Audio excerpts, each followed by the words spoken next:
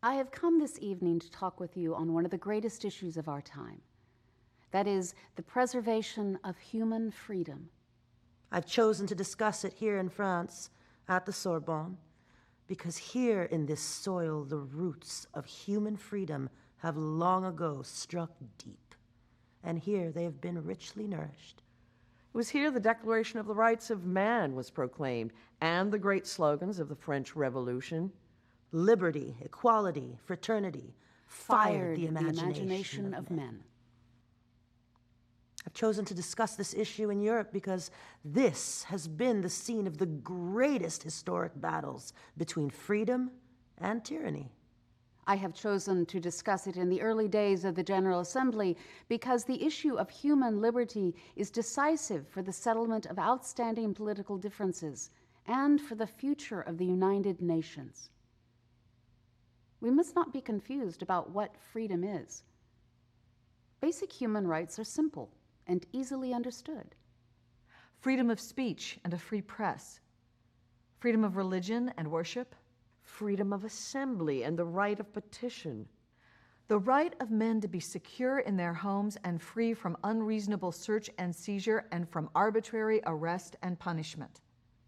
The basic problem confronting the world today, as I said in the beginning, is the preservation of human freedom for the individual and consequently for the society for which he is a part. We are fighting this battle again today, as it was fought at the time of the French Revolution and as the time of the American Revolution.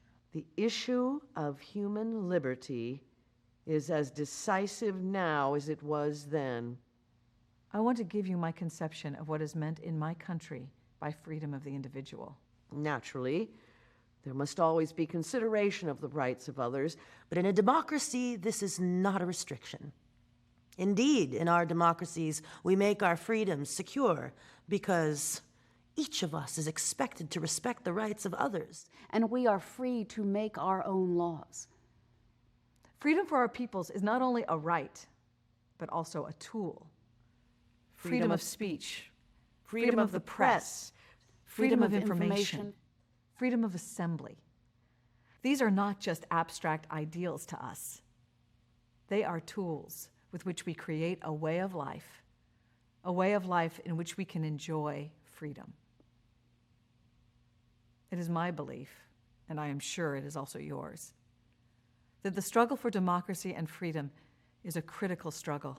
For their preservation is essential to the great objective of the United Nations to maintain international peace and security.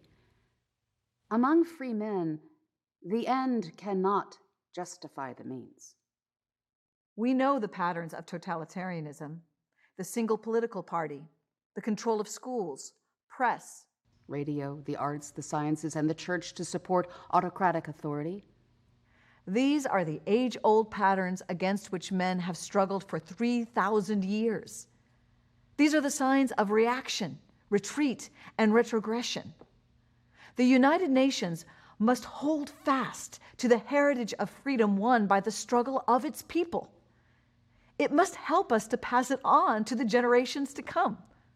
The development of the ideal of freedom and its translation into everyday life of people in great areas of the earth is the product of the efforts of many peoples.